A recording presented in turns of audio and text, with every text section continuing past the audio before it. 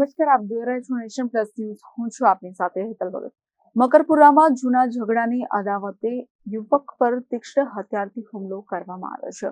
હુમલાખોરોને લોકોએ પકડી પાડી મેથી પાક ચખાડ્યો છે અને પોલીસને હવાલે કર્યો છે.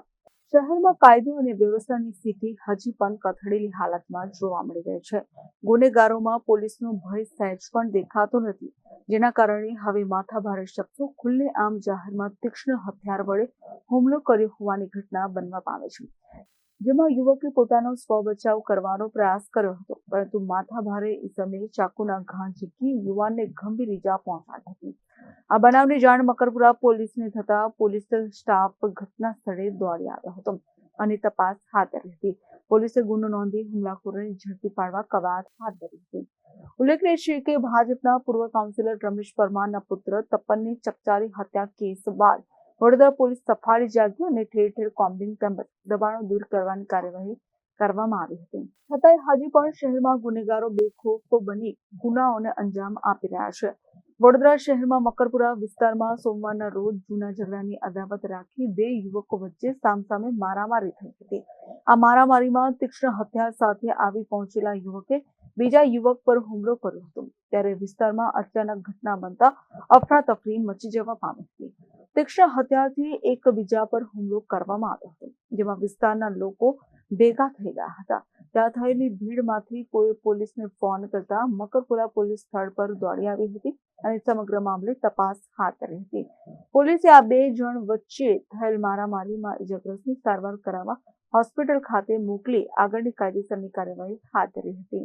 ત્યારે આ સમગ્ર મામલે સીસીટીવી ફૂટેજ પણ સામે આવ્યા છે.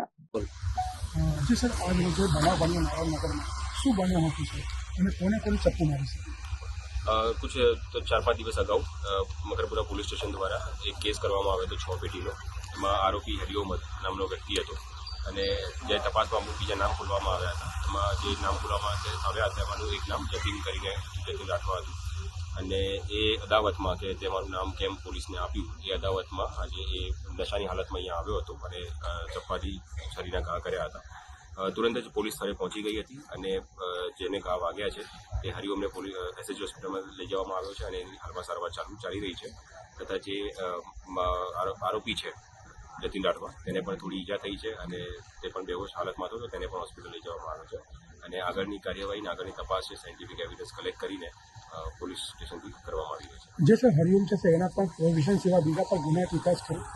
અત્યારે હાલમાં તો જે રિસેન્ટલી પોલીસ સ્ટેશનથી જે ગુનો દાખલ કરવામાં આવ્યો હતો એ છે અને બાકીના આગળના તપાસ પોલીસ કરી રહી છે. સર, ચપ્પુ મારવામાં કુલ કેટલા લોકો હતા સર, કે જાણવા મળ્યું છે?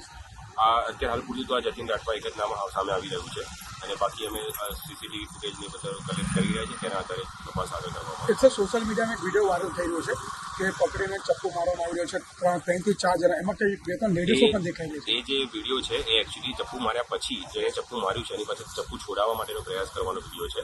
કારણ કે ચપ્પુ મારી લીધું ઉભા થઈ પછી બધા ભેગા થઈ જાય પછી મોબાઈલથી વિડીયો ઉતારવામાં આવે છે, જેમાં જે ચપ્પુ મારનાર છે જતીન રાઠવાથી ચપ્પુ છોડાવવાનો પ્રયાસ કરવામાં આવી રહ્યો છે અને એનો વિડીયો છે ચપ્પુ મારવાનો વિડીયો. સર, હાલ હરિઓમની કન્ડિશન કેવી છે? થોડી ક્રિટિકલ છે અને એને ઓપરેશન કરવાનું હોય તો ઓપરેશન થિયેટરમાં ઓપરેશન સર્જરી કરી રહ્યા છે. કેમેરામેન નવનીત તરુણ સાથે Satyam Nivaskar, nation plus news, Vadodara.